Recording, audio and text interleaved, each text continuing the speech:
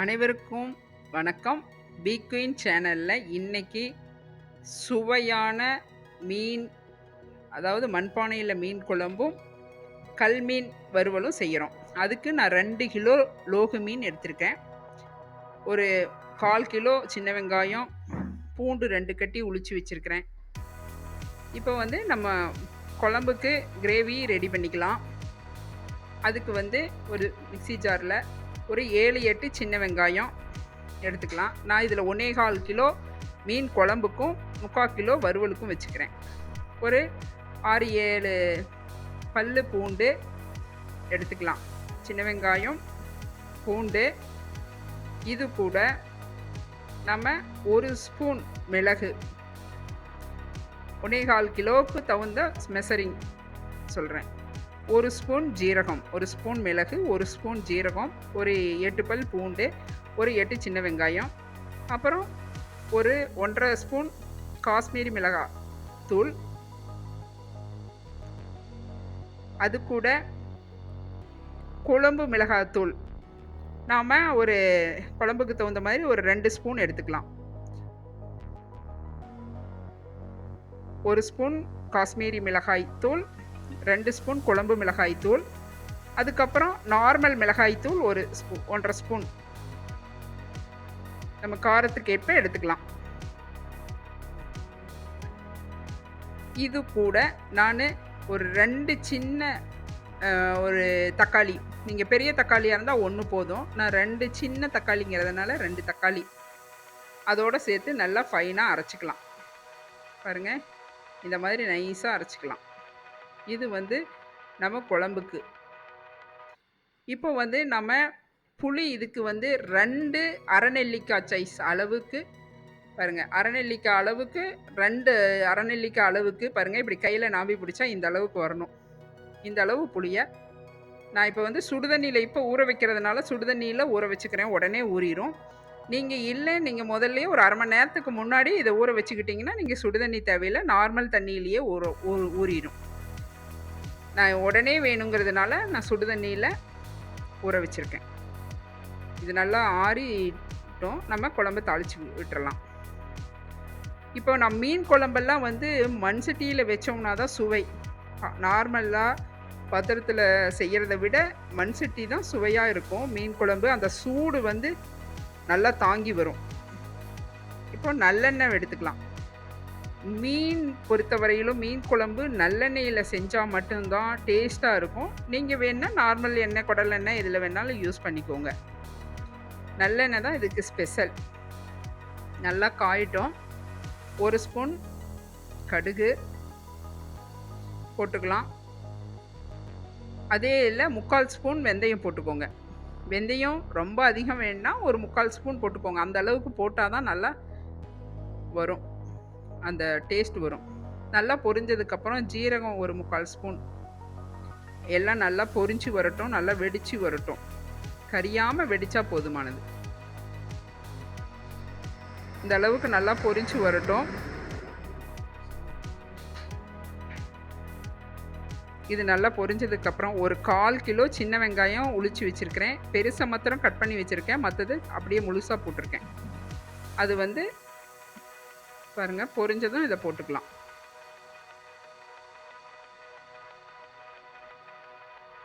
இதில் சின்ன வெங்காயம் நிறைய போட்டோம்னா குழம்பு நல்லா டேஸ்ட் கொடுக்கும். நார்மலாக மீன் குழம்புக்குன்னு இல்லை, மட்டன் குழம்பு, சிக்கன் குழம்பு எதாக இருந்தாலும் சின்ன வெங்காயம் நல்லாயிருக்கும். இப்போ வந்து பூண்டு ஒரு கட்டி, அதோட 4 மிளகு வச்சு 1 2 இடித்து அதோடு சேர்த்துக்கிறேன். நைஸாக அரைக்க வேண்டாம், 1 2 இடிக்கல்லில் இடித்து அதில் சேர்த்துக்கலாம். இப்போ வந்து வெங்காயம் நல்லா அந்த கண்ணாடி பதம் வரணும். பாருங்கள், இப்போ கண்ணாடி பதம் வந்துக்குச்சு. இப்போ இதுக்கு மேலே நாம் பச்சை மிளகாய் ஒரு 3 பச்சை மிளகாயை கீறி வச்சுருக்கேன், அதை சேர்த்துக்கலாம். நான் சொல்கிற அதே அளவில் நீங்கள் மீன் குழம்பு வச்சு பாருங்கள், சுவை வந்து அல்டிமேட்டாக இருக்கும். இப்போ ஒரு 2 ரெக்கு கருவேப்பிலையை அதில் உருவி சேர்த்துக்கலாம். இது எல்லாம் கருவேப்பிலையெல்லாம் பொரிஞ்சு வரட்டும். பாருங்கள், இப்போ எல்லாம் கலர் மாறி பொன்னிறமாக வந்துருச்சு. இப்போ ஒரு 2 சின்ன தக்காளி, மீடியம் சைஸ் தக்காளியை கட் பண்ணி வச்சுருக்கேன், அதை போட்டுக்கலாம். பெருசாக இருந்தால் நீங்கள் 1 சேர்த்துக்கோங்க. நான் ரொம்ப சின்னதாக இருக்கிறதுனால 2 சேர்த்துக்கிட்டேன். இதை கட் பண்ணி நல்லா வதங்கட்டும். தக்காளி வந்து நல்லா வதங்கி வர்றதுக்காக இதோட கொஞ்சம் நம்ம இப்போவே உப்பு சேர்த்துக்கலாம். மஞ்சள் பொடி கொஞ்சம் போட்டுக்கலாம் கலருக்கு.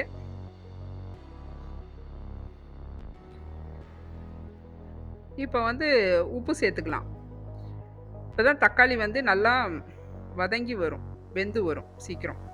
அதுக்கு தேவையான அளவு குழம்புக்கு சேர்த்து கொஞ்சம் சேர்த்தியே போட்டுக்கலாம். நம்ம அப்புறம் பத்தலைன்னா செக் பண்ணிக்கிட்டு மறுபடியும் கூட உப்பு சேர்த்துக்கலாம். இப்போ நல்லா வெந்து வரட்டும். இப்போ நல்லா பாருங்கள் வெந்துருச்சு. இப்போ நம்ம அரைச்சி வச்சிருக்கிற மசால் அதை வந்து நம்ம சேர்த்துக்கலாம். இது வந்து இப்போ தண்ணி சேர்க்க வேண்டாம், ஏன்னா இது ராவாக அரைச்சிருக்கிறோம். அந்த ரா ஸ்மெல் போகிற வரையிலும் அந்த எண்ணெயில் நல்லா வதங்கி வரட்டும். ரா ஸ்மெல் போனதுக்கப்புறம் தான் ஜார் அலசி தண்ணி விட்டுக்கலாம். இந்த எண்ணெயிலேயே நம்ம கொஞ்சம் நேரம் பரட்டும் போது அந்த ரா ஸ்மெல் சுத்தமாக அடங்கிடும்.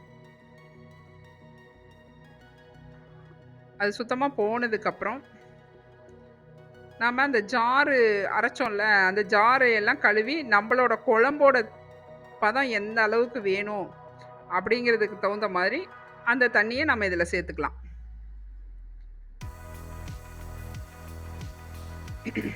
நல்லா பாருங்க, நல்லா எண்ணெய் பிரிகிற அளவுக்கு நல்லா வதங்கிருச்சு. இப்போ அதை ஒரு கிளறி கொடுத்துட்டு இப்போ தண்ணி சேர்த்துக்கலாம். ஜார் அலசின தண்ணியை இப்போ நம்ம சேர்த்துக்கலாம். குழம்பு எந்த அளவுக்கு வேணும் அப்படிங்கிற தன்மைக்கு தகுந்த மாதிரி தண்ணி சேர்த்துக்கலாம். எனக்கு இந்த அளவு போதும். நம்ம இனிமேல் புளிக்கரைசல் இதெல்லாம் ஊற்றுவோம். அதனால் இது நல்லா பச்சை ஸ்மெல் போகிற வரையிலும் நம்ம மூடி வச்சிடலாம். நல்லா வெந்து வரட்டும். நாம் அதுக்குள்ளே அந்த புளியை கரைச்சி நல்லா வடித்து வச்சுக்கலாம். பாருங்கள் எண்ணெய் மதங்கி வந்துருச்சு பாருங்கள். அந்த ஸ்மெல், அந்த பச்சை ஸ்மெல், ரா ஸ்மெல் போய் அது எண்ணெய் பிரிஞ்சு நம்ம தாளித்து விட்ட எண்ணெய் மேலே பிரிஞ்சு வந்துருச்சு. இப்போ நம்ம புளிக்கரைசலை சேர்த்துக்கலாம். இதை சேர்த்து ஒரு 10 நிமிஷம் கொதிக்க விட்டுறலாம். புளியோட அந்த பச்சை வாசம் போகட்டும். ஒரு 10 நிமிஷம் அப்படியே கொதிச்சு வரட்டும்.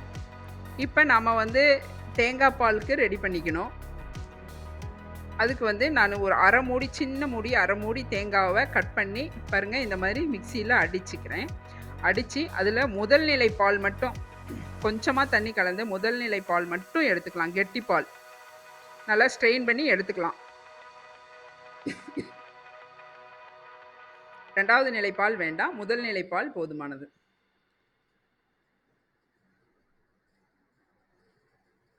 பாருங்க நல்லா கிரீமியாக இருக்குது. இது சேர்க்கும்போது நல்லா மீன் குழம்பு நல்ல டேஸ்ட்டு தூக்கி கொடுக்கும் இந்த சுவை. இப்போ மறுபடியும் அதை கலக்கி விட்டுட்டு மூடி போட்டு உப்பெல்லாம் செக் பண்ணி மூடி போட்டு வச்சிடலாம். ஒரு 5 நிமிஷம் கொதிக்கட்டும். அதுக்குள்ளே பாருங்கள் அந்த நுரை அடங்கி எண்ணெய் பிரிஞ்சு வரும்.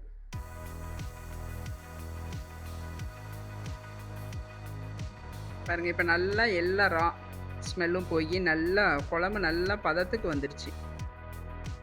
வெந்து நல்லா குழைவாக வந்துடுச்சு பாருங்கள். கரெக்டான இந்த சமயத்தில் நம்ம உப்பு செக் பண்ணி உப்பு பத்தலைன்னா போட்டுக்கலாம். இப்போ நம்ம எடுத்து வச்சிருக்கிற மீனை அதில் சேர்த்துக்கலாம். தலைப்பகுதியை ஃபஸ்ட்டு போட்டுக்கலாம்.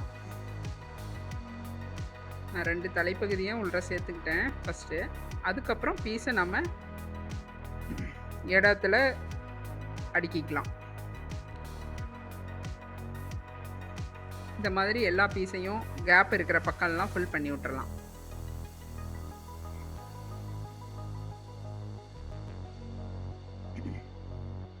மீனை பொறுத்தவரையிலும் சீக்கிரம் வெந்துடும். அதுவும் மண்பானையில் நம்ம சமைச்சோம் அப்படின்னா நீங்கள் 1 நிமிஷம் 2 நிமிஷம் போதும்.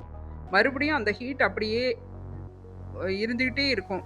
நம்ம அடுப்பை ஆஃப் பண்ணினாலும் கிட்டத்தட்ட ஒரு 5 நிமிஷம் கொதிச்சுக்கிட்டே இருக்கும். ஸோ அதனால் நீங்கள் மீனை போட்டு 1 நிமிஷம் அல்லது 2 நிமிஷம் விடுங்க, போதுமானது. பாருங்கள் இந்த மாதிரி கொதிக்கு வந்ததும் 2 நிமிஷம் போதும். அடுப்பை ஆஃப் பண்ணிடலாம். வெந்துடும். மறுபடியும் அந்த மண்பானைங்கிறதுனால அந்த ஹீட்டை தக்க வச்சுக்கிட்டே இருக்கும். பாத்திரமா இருந்தால் சீக்கிரம் அடங்கிரும். அப்போ ஒரு 5 நிமிஷம் விடலாம். இது மண்பானைங்கன்னா 2 நிமிஷத்தில் ஆஃப் பண்ணி எடுத்து வச்சிடலாம். இப்போ மீன் வறுவல் செய்யலாம். அதுக்கு நான் ஒரு கட்டி பூண்டு, வெள்ளை பூண்டு எடுத்திருக்கேன். அதோட இஞ்சி சின்ன பீஸாக ஒரு 2 3 சேர்த்துருக்கேன்.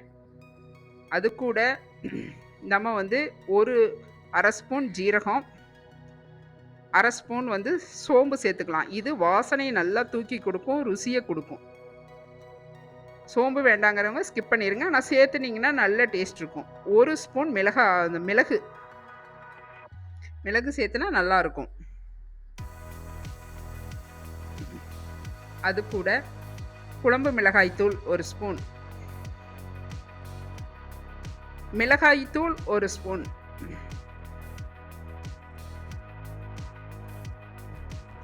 கரம் மசால் கொஞ்சமாக போட்டுக்கலாம். கொஞ்சமாக அரிசி மாவு, ஒரு அரை ஸ்பூன் அரிசி மாவு, ஒரு 1.5 ஸ்பூன் வந்து கார்ன்ஃப்ளவர் மாவு,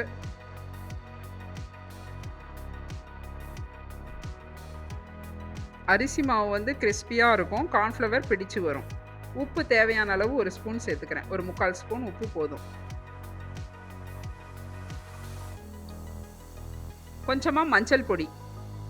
நான் வந்து வேறு கலர் எதுவும் ஆட் பண்ணலை. நம்ம வந்து ஹெல்த்துக்காக சாப்பிட்றோம், அதனால் அதெல்லாம் சேர்க்கல. கொஞ்சமாக ஒரு 2 ஸ்பூன் ஆயில் விட்டுக்கலாம். மஞ்சள் பொடி வந்து ஹெல்த்து தான், அதுக்காக விட்டுருக்கேன்.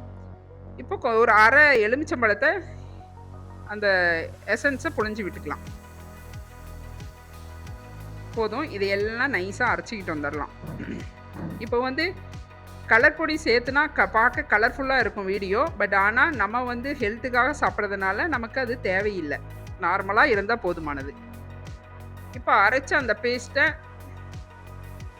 உப்பெல்லாம் பார்த்துக்கோங்க, செக் பண்ணிக்கோங்க.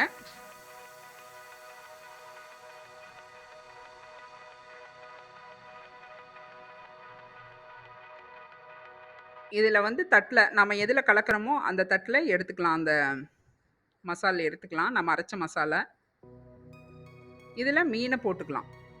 மீனை போட்டு நல்லா கழுவி வச்சுருக்கிற மீனை நல்லா பிரட்டிக்கலாம். மீனை வந்து லைட்டாக கொஞ்சமாக ஒரு 2 ஸ்பூன் தயிர் விட்டு கழுவுனீங்கன்னா அந்த கவிச்ச ஸ்மெல் இருக்காது. நல்லா நீட்டாக கழுவி வந்துடும். பாருங்கள், மீனை நல்லா அந்த மசாலில் நல்லா பிரட்டி வச்சுக்கலாம். இதை வந்து உங்களுக்கு டைம் இருந்தால் வெளியவே அப்படியே மேக்னெட் ஆகட்டும். இல்லை உங்களுக்கு சீக்கிரம் வேணும் அப்படின்னீங்கன்னா நீங்கள் ஃப்ரீசரில் வச்சிங்கன்னா சீக்கிரம் கொஞ்சம் நேரம் வச்சுருந்தீங்கன்னா போதும். ஒரு 1/4 மணி நேரம் வச்சுருந்தீங்கன்னா நல்லா மசால் பிடிச்சிக்கும். உடனே செய்யணுன்னா கொஞ்சம் நேரம் ஒரு 10 நிமிஷம் வச்சுருந்து அப்புறம் கல்லில் பொரிச்சிக்கலாம். நான் ஆயிலில் பறிக்க போகிறதில்ல, கல்லில் பறிக்கிறேன். ஏன்னா ஆயில் சேர்க்க வேண்டாம் அப்படிங்கிறதுனால கல்லில் பொரித்து காமிக்கிறேன். தோசை கல்லில் பொரித்தா நீட்டாக வெந்து வந்துடும். ஹெல்த்தும் கூட. ஆயில்னால் கொஞ்சம் அதிகமாக ஆயில் இழுக்கும். அப்புறம் மீனோட அந்த சத்து கம்மியாயிடும். அது நல்லா மேக்னெட் ஆகட்டும். இப்போது கல்லை வந்து அடுப்பில் வச்சு நல்லா ஹீட் ஆகட்டும். தோசைக்கல்லை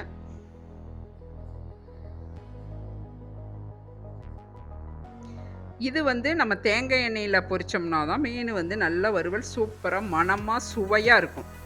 இது தேங்காய் எண்ணெய் தான் ஸ்பெஷல். நல்லா தேங்காய் எண்ணெயை விட்டுக்கலாம், பொரிக்கிற அளவுக்கு விட்டுக்கலாம்.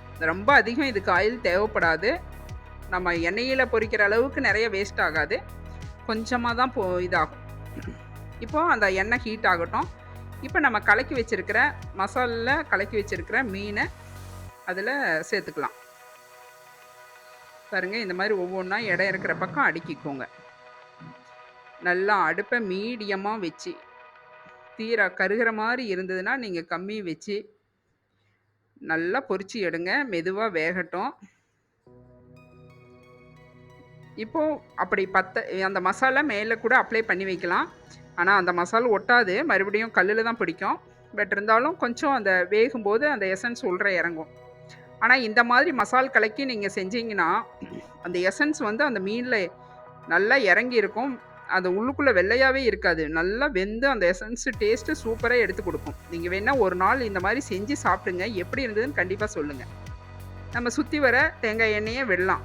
மற்ற ஓரம் இருக்கிற மீன் துண்டுகள்லாம் நல்லா பொரிஞ்சு வர்றதுக்காக சுற்றி வர தேங்காய் எண்ணெயை விட்டு பாருங்கள், நல்லா எண்ணெயில் வேகட்டும். இதுக்கு மேலே வந்து நம்ம கருவேப்பிலையை போட்டோம்னா நல்லா மணமாக இருக்கும். இந்த தேங்காய் எண்ணெய்க்கும் இந்த கருவேப்பிலைக்கும் இந்த மீன் மசாலுக்கும் அப்படியே பிடிச்சி வரும்போது அப்படி ஒரு மணமாக இருக்கும். பொரிக்கும் போதே ஸ்மெல் அப்படியே வெளியே வரும்.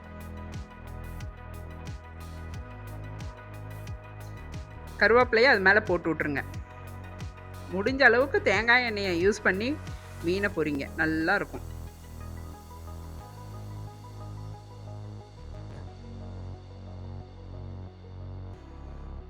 இந்த மாதிரி மூடி வச்சுருங்க.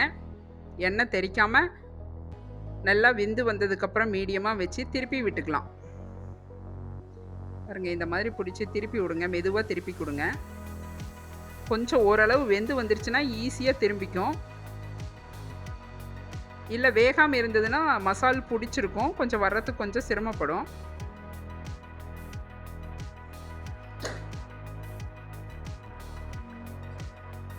பிக்யூன் சேனலில் நான்வெஜ்ஜு ரெசிபியெல்லாம் நிறையா போட்டிருக்கோம். அதை போய் பாருங்கள். உங்களுக்கு பிடிச்சா லைக் பண்ணுங்கள், ஷேர் பண்ணுங்கள், கமெண்ட் பண்ணுங்கள். பாருங்கள், இப்படி பொறுமையாக பிடிச்சி திருப்பி கொடுங்க, அழகாக வந்துடும். மேலே வச்ச மசால் தான் கல்லில் ஒட்டுது. ஆல்ரெடி பிடிச்ச மசால் உள்ற மீனில் இருக்குது. நம்ம மேலே மறுபடியும் அது வச்சு விட்டோம்ல, அந்த மசால் தான் அந்த கல்லில் ஒட்டுது. அது ஒன்றும் பிரச்சனை இல்லை. அதனோட டேஸ்ட்டு வந்து அதில் இறங்கிடும் மீனில்.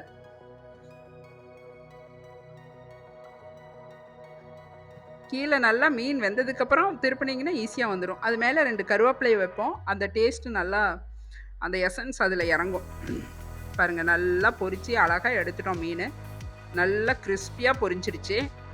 நம்ம எண்ணெயில் பொரிக்கணும்னு அவசியம் இல்லை. கல்லில் பொரித்து சாப்பிட்டா ரொம்ப நல்லது. இந்த மாதிரியே செஞ்சு சாப்பிட்டுக்கலாம். இதோட வெங்காயமும் லெமனும் வச்சு சாப்பிட்டா மீன் வந்து உள்ற போகிறதே தெரியாது. பீஸ் உள்ற போயிட்டே இருக்கும். பாருங்கள், மீன் குழம்பு எவ்வளோ சூப்பராக ரெடி ஆயிடுச்சு. அப்படியே மணமாக இருக்குது. அப்படியே ஓப்பன் பண்ணுனா இப்போ நம்ம சாப்பிட தயார் பண்ணிடலாம். ஒரு பிளேட்டில் ரைஸ் எடுத்து வச்சுக்கலாம். ஆவி பறக்க சாப்பாட்டை வச்சு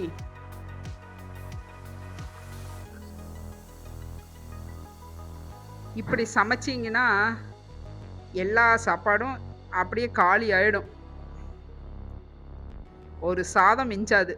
பாருங்கள், இந்த மாதிரி மீன் பீஸோட குழம்பை எடுத்து அதோட வச்சு பாருங்கள், 2 மீன் பீஸ் குழம்பு மீன் பீஸ் வச்சு அதோட வறுவல், வறுத்த கல்மீன் வறுவல் பீஸையும் எடுத்து வச்சு எடுத்து சாப்பிட்டோன்னா அப்படியே சாப்பாடு தான் பிரதானமாக இருக்கும். அவ்வளோ ஒரு டேஸ்ட்டாக இருக்கும். நம்ம பிக்யூன் சேனல் போய் பாருங்கள். வீடியோ பிடிச்சிருந்தால் லைக் பண்ணுங்கள். பிக்யூன் சேனலை சப்ஸ்கிரைப் பண்ணுங்கள், ஷேர் பண்ணுங்கள், கமெண்ட் பண்ணுங்கள். மீண்டும் அடுத்த வீடியோவில் சந்திக்கலாம். நன்றி, வணக்கம்.